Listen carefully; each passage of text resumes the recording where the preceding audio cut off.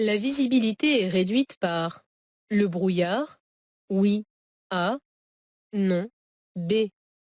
L'état de mes essuie-glaces, oui, C, non, D.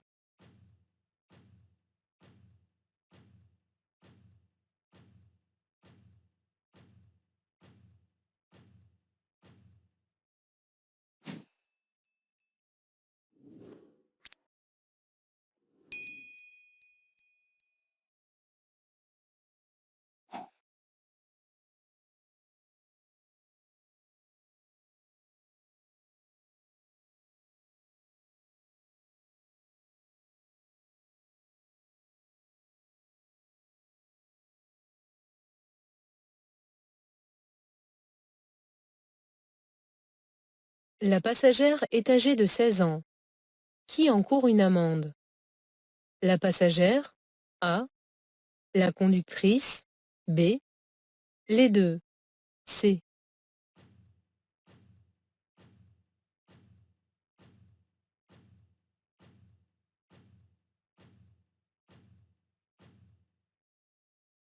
Le conducteur est toujours responsable des passagers mineurs qu'il transporte. La passagère âgée de moins de 18 ans n'a pas attaché sa ceinture de sécurité. Dans ce cas, la personne qui conduit aurait dû s'assurer que la passagère, qui est mineure, avait bien attaché sa ceinture. C'est donc la conductrice qui encourt une amende de 135 €. Un enfant de 7 ans a le même champ visuel qu'un adulte. A. Confond taille et éloignement. B. Met 4 secondes pour constater qu'un véhicule roule. C. A les mêmes capacités d'attention qu'un adulte. D.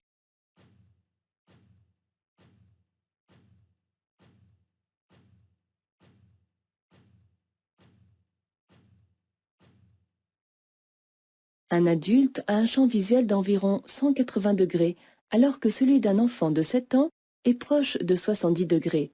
L'enfant voit donc bien moins large. Il confond aussi taille et éloignement. Une voiture qui approche lui semblera plus éloignée qu'un camion qui est plus loin. De plus, il met 4 secondes pour constater qu'un véhicule roule, soit 16 fois plus qu'un adulte, pour qui un quart de seconde suffit. Enfin, un enfant n'a pas les capacités d'attention d'un adulte car son système perceptif n'est pas suffisamment développé, et lorsqu'il joue, il oublie le danger. J'ai l'intention de tourner à gauche à la prochaine intersection. Je continue le dépassement. Oui. A. Non. B.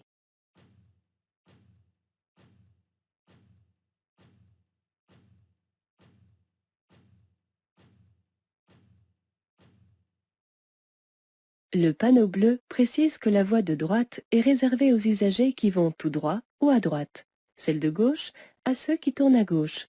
Je peux continuer le dépassement, quitte à ralentir plus loin et me faire doubler à mon tour par la droite, car les véhicules qui roulent sur la voie d'à côté suivent une autre direction. Je dépasse. Oui. A. Non. B.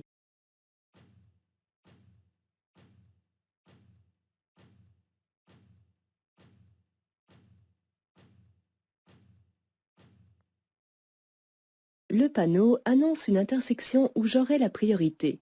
Dans ces conditions, le dépassement est autorisé, mais le camion qui masque la visibilité ne permet pas de m'assurer qu'aucun usager venant de droite ne s'engage pour aller à sa gauche. Le conducteur serait alors en infraction, mais ce genre d'erreur arrive fréquemment et entraîne des collisions frontales aux conséquences souvent très graves. Dans le doute, il est préférable de s'abstenir. Je ne dépasse pas. J'ai allumé le clignotant gauche. J'accélère. A. Je cède le passage. B. Je m'engage sur la chaussée. C.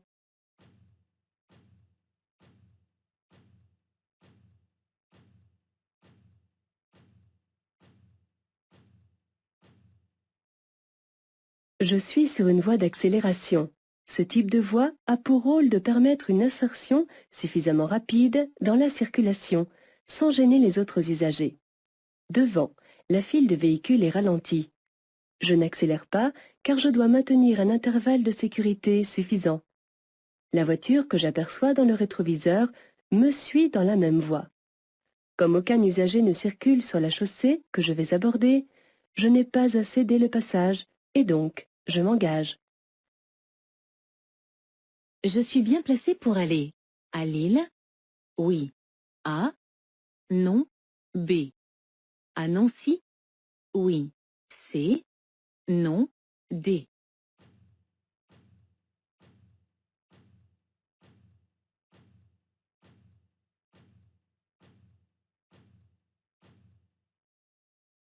Le panneau annonce une bifurcation autoroutière. Les cônes, placés en partie sur la voie de droite, interdisent son utilisation car elle est sans doute encombrée par des travaux. Je suis donc bien placé pour aller à Lille ou à Nancy. Si je vais à Nancy, j'aurai, un peu plus loin, la possibilité de me rabattre à droite. Je marque un temps d'arrêt et je passe. A. Je m'arrête et j'attends. B. Je m'engage au ralenti. C.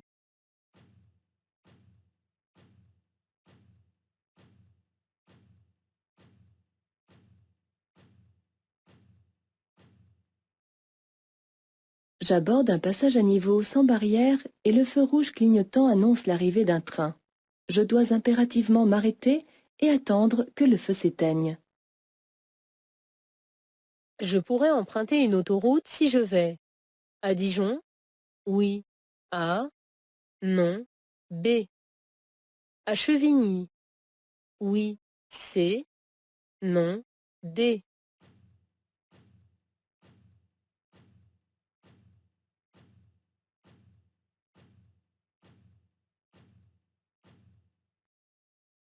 Ce symbole m'informe que pour aller à Dijon, je pourrais emprunter en partie une autoroute.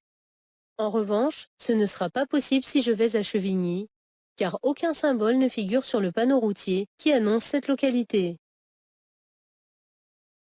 Je cède le passage. Oui. A. Non. B.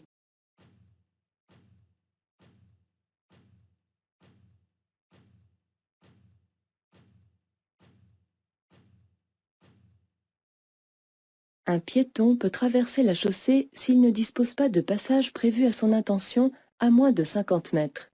Aucun passage piéton n'étant visible, je dois céder le passage à la dame, régulièrement engagée dans la traversée de la chaussée. Cette pince qui détend la ceinture de sécurité permet une protection efficace en cas de choc. Oui. A. Non. B.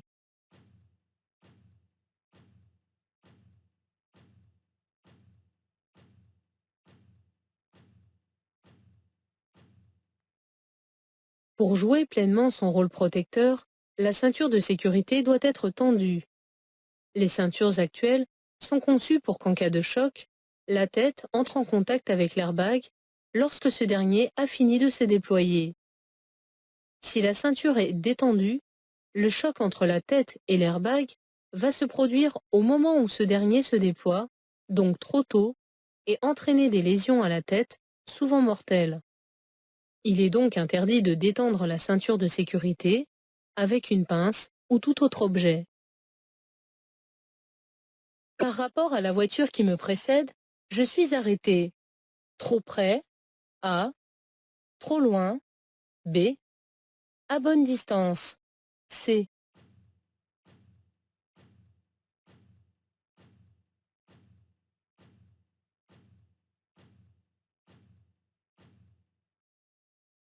Un regard devant moi et un autre dans le rétroviseur me permettent de constater que la circulation est bloquée. Ici, j'arrive à apercevoir les roues de la voiture qui me précède. Je suis donc arrêté à bonne distance. Cet espace me permettra de me dégager si elle venait à tomber en panne, d'éviter une collision si par inadvertance elle reculait au démarrage, et d'éviter une double collision si j'étais percuté par la voiture qui est derrière moi. La rue où je vais tourner sera à sens unique. Oui. A. Non. B.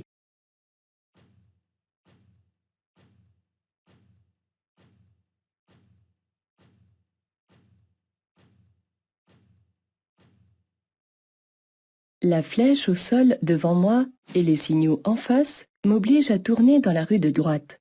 Le panneau bleu n'indique pas une chaussée à sens unique, mais une obligation de tourner à droite, avant l'endroit où il est implanté. Mais les flèches directionnelles dans la voie en face et le zébra qui m'en sépare m'informent qu'aucun usager ne peut déboucher de cette rue, qui sera donc à sens unique. La manche à air indique la force du vent, oui, A, non, B. La direction du vent, oui, C, non, D.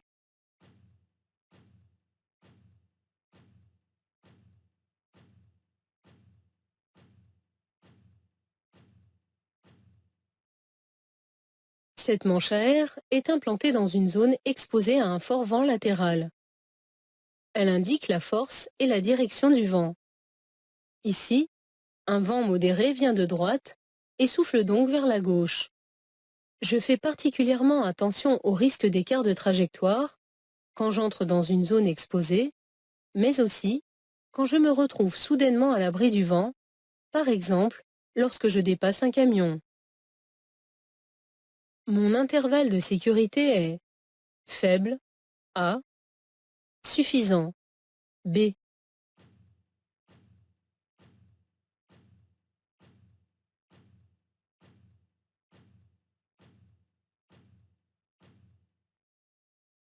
Dans ce tunnel, il n'y a pas de diode bleue pour m'indiquer l'intervalle de sécurité minimum.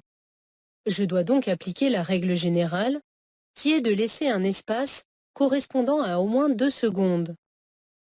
La signalisation rappelle que la vitesse est limitée à 70 km/h. Dans ce cas, mon intervalle de sécurité avec la voiture qui me précède doit être d'au moins 42 mètres.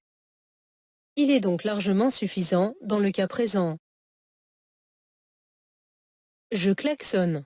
A. Je m'arrête. B. Je passe. C.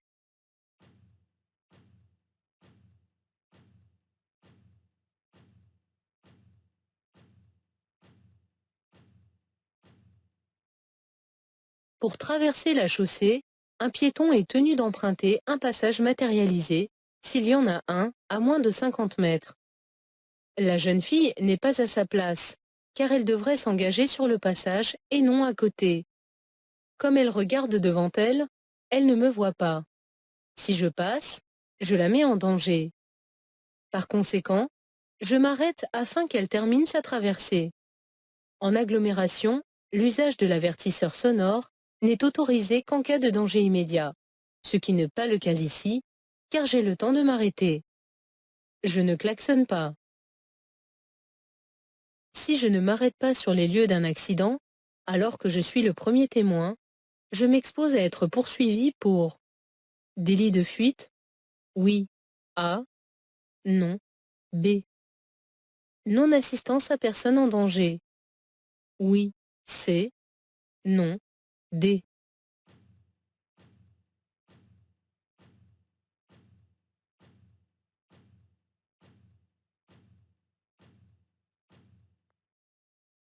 Commettre un délit de fuite, c'est ne pas s'arrêter ni chercher à communiquer son identité après avoir occasionné un dommage corporel ou matériel. Si je ne m'arrête pas alors que je suis le premier témoin d'un accident, je ne commets pas un délit de fuite puisque je n'ai pas causé de dommages. En revanche, je commets un délit de non-assistance à personne en danger qui est une faute également très grave. J'encours une amende de 75 000 € et 5 ans d'emprisonnement. Je viens d'obtenir le permis de conduire après avoir suivi un apprentissage anticipé de la conduite. Après 1 an sans infraction, celui-ci sera crédité de 6 points A, 8 points B, 9 points C, 12 points D.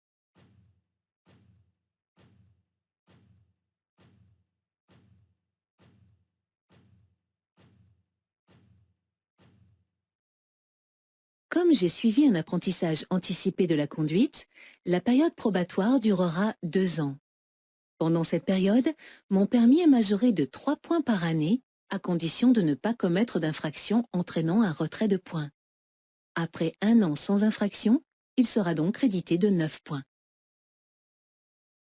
Cette conductrice qui circule sur un parking est en infraction, oui, A, non, B. En sécurité, oui, C, non, D.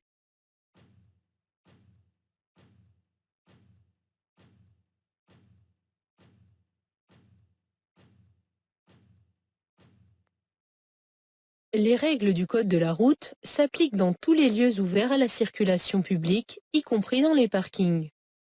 Cette conductrice, qui n'a pas attaché sa ceinture de sécurité, est donc en infraction. Elle encourt une amende de 135 € et une perte de 3 points sur son permis. Même à faible vitesse, le port de la ceinture est essentiel. À seulement 20 km/h, un choc frontal peut entraîner des blessures graves, voire mortelles, si le conducteur n'est pas attaché. Ici, la conductrice n'est pas en sécurité car elle n'a pas attaché sa ceinture, mais aussi parce que son appui-tête est réglé trop haut. En effet, sa tête aurait dû se trouver au niveau de la partie haute de l'appui-tête. Elle doit donc la baisser. Pour une conduite économique et respectueuse de l'environnement, le régime maximum pour changer un rapport de vitesse se situe entre 2000 et 2500 tours par minute, A, entre 3000 et 3500 tours par minute, B, entre 4000 et 4500 tours par minute, C.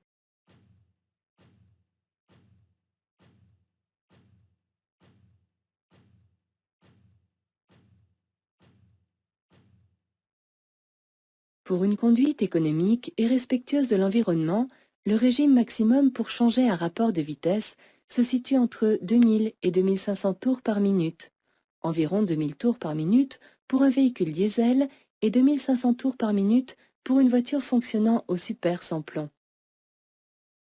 Dans l'immédiat, l'usager qui doit attirer mon attention en priorité est le motocycliste, A, l'autocar, B, le cycliste, C, l'automobiliste qui me suit, D.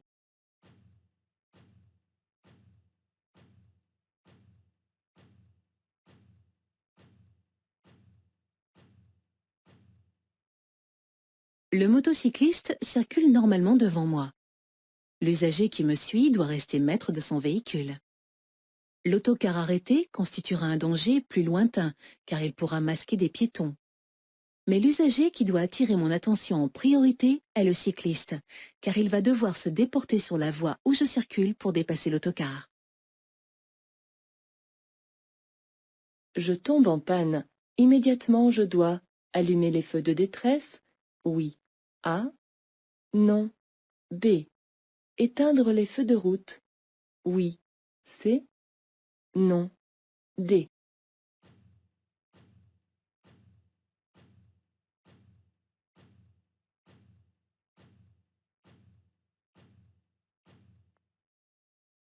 Une panne qui survient en pleine nuit peut avoir des conséquences dramatiques si elle n'est pas convenablement signalée.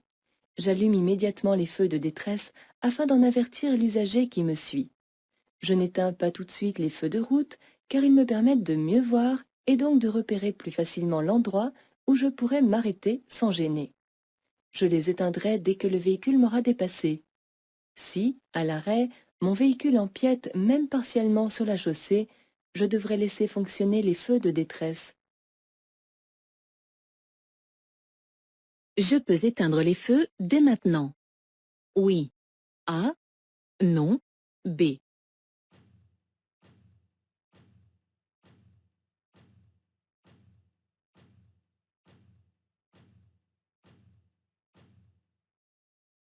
À l'approche de la sortie de ce tunnel, les feux de croisement sont nécessaires, non pas pour voir, mais pour être bien vus par les autres usagers. Pour éteindre les feux, j'attends donc d'être complètement sorti du tunnel. Je veux tourner à gauche au bout de la rue. Je peux suivre le cyclomotoriste. Oui. A. Non. B.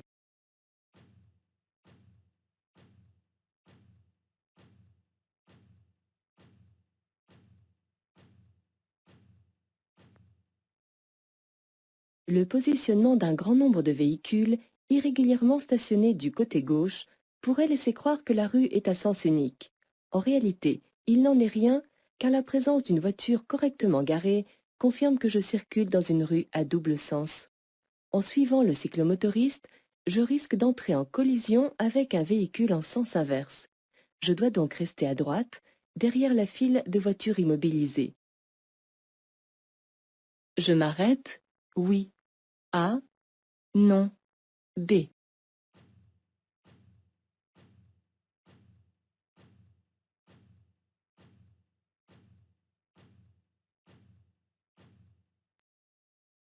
Ici, les feux tricolores qui précèdent le passage à niveau règlent la circulation pour le carrefour situé juste après. Le feu est rouge, je dois m'arrêter. Lorsqu'il sera vert, je m'assurerai que le feu rouge clignotant et la sonnerie du passage à niveau ne se mettent pas en marche. Une étiquette environnementale est obligatoire à la vente sur les pneus. D'une voiture, oui. A, non. B. D'une remorque, oui. C, non. D.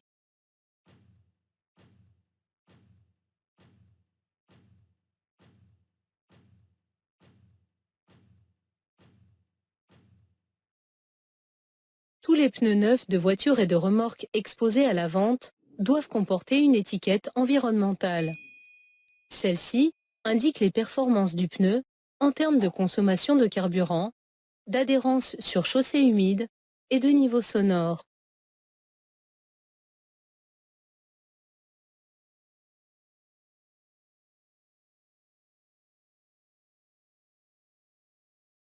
Je tournerai à droite à la prochaine intersection. Je change de voie. Oui. A. Non. B.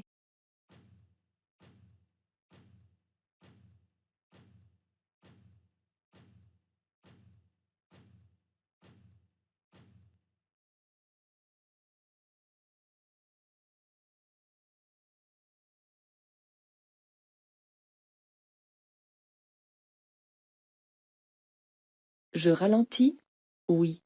A, non. B.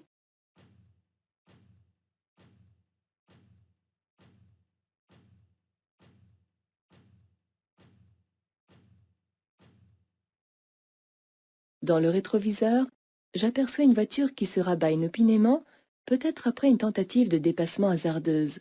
Dans cette situation, il serait dangereux de ralentir, car le risque de collision serait important.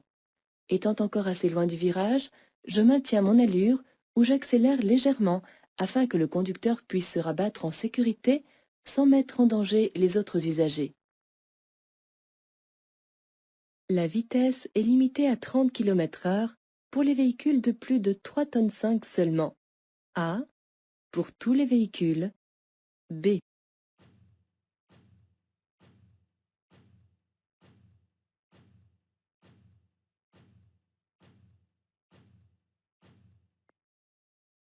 Le signal du haut interdit l'accès aux véhicules de plus de 3,5 tonnes. Le panonceau qui le complète indique une dérogation autorisant les conducteurs de ces véhicules à s'engager uniquement s'ils ont une livraison à effectuer. Le signal du bas, même s'il est placé sur le même support, est totalement indépendant. Dépourvu de panonceau, il indique que la vitesse est limitée à 30 km/h pour tous les véhicules. Je place le triangle de présignalisation avant d'effectuer un prédiagnostic de l'état des victimes. Oui. A. Non. B. Avant d'appeler les secours. Oui. C. Non. D.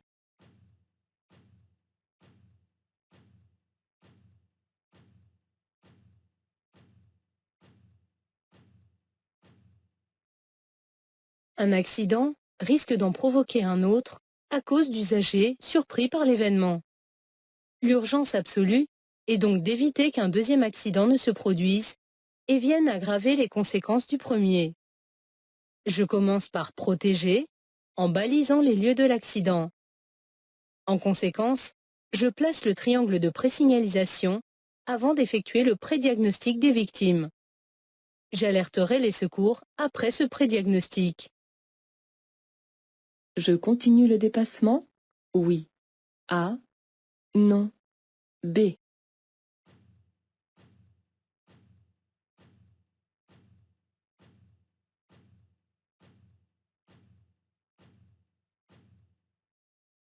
L'infrastructure et la signalisation horizontale indiquent que la chaussée est à sens unique. Mais je dois renoncer au dépassement car les flèches de rabattement annoncent la suppression de la voie où je me trouve. Je me rabats dans la voie de droite. Une personne malentendante est autorisée à porter un appareil auditif en conduisant. Oui. A. Non. B.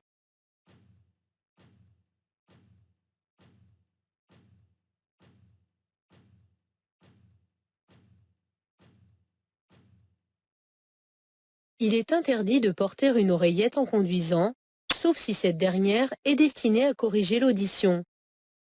Une personne malentendante est donc autorisée à utiliser ce dispositif. Je passerai avant le camion. A. Après le camion. B.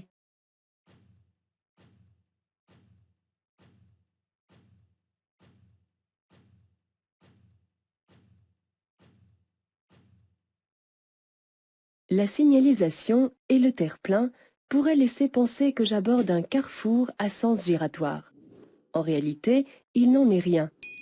La ligne transversale discontinue m'informe que j'ai un cédé le passage, mais le camion de droite, lui, ne rencontre pas de signalisation semblable. Je dois donc le laisser passer. Je dépasse? Oui. A. Non. B.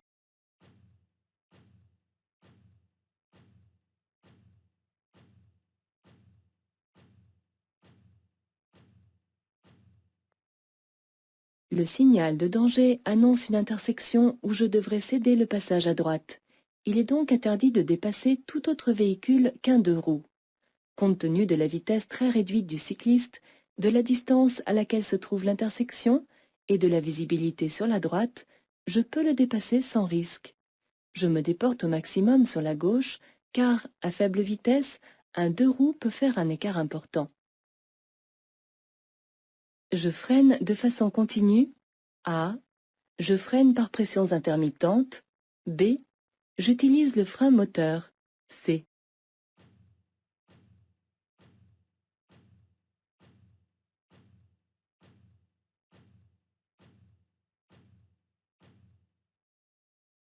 Dans cette longue descente, si je freine de façon continue, les freins risquent de s'échauffer, de perdre de leur efficacité et même de ne plus répondre.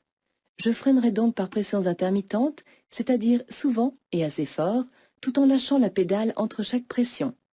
Lorsque je rétrograde, mon véhicule est ralenti par le frein moteur. J'utilise donc celui-ci en passant le rapport inférieur pour ralentir de façon plus efficace et économiser le frein principal. La signalisation annonce des travaux. A. Un rétrécissement de la chaussée. B. Une obligation de ralentir. C. Une projection de gravillon. D.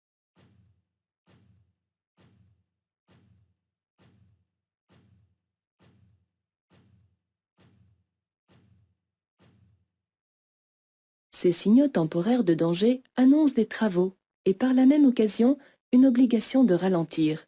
Aucun panneau n'annonce pour le moment un rétrécissement de la chaussée ou une projection de gravillon, même si ces dangers sont fréquents dans les zones de travaux. Je dépasse? Oui. Réponse A. Non. Réponse B.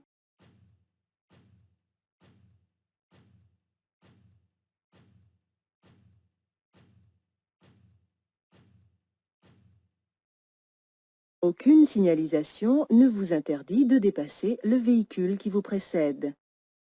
Mais vous arrivez à proximité d'une intersection avec priorité à droite. Dans ce cas, le dépassement de cette voiture est interdit. Vous devez donc renoncer à votre manœuvre pour le moment. Je cède le passage? Oui. A. Non. B.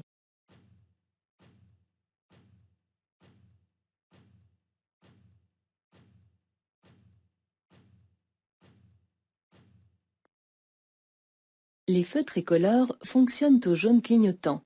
J'applique les mêmes règles de priorité que si l'intersection n'était pas équipée de feux.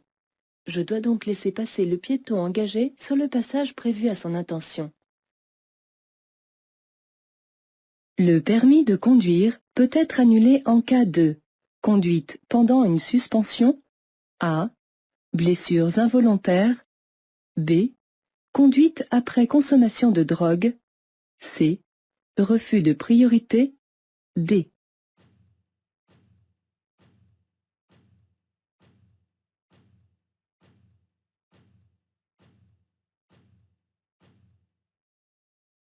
Mon permis de conduire peut être annulé si je commets certains délits.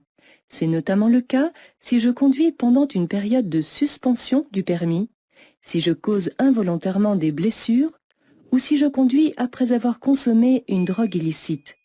En revanche, l'annulation du permis n'est pas prévue en cas de refus de priorité. Il s'agit là d'une contravention et non d'un délit. À la différence de la suspension, un permis de conduire annulé n'est pas restitué à son titulaire, qui devra le repasser s'il veut à nouveau conduire. Les voyants indiquent l'allumage des feux. De brouillard avant. Oui, A. Non, B. De brouillard arrière. Oui, C. Non, D.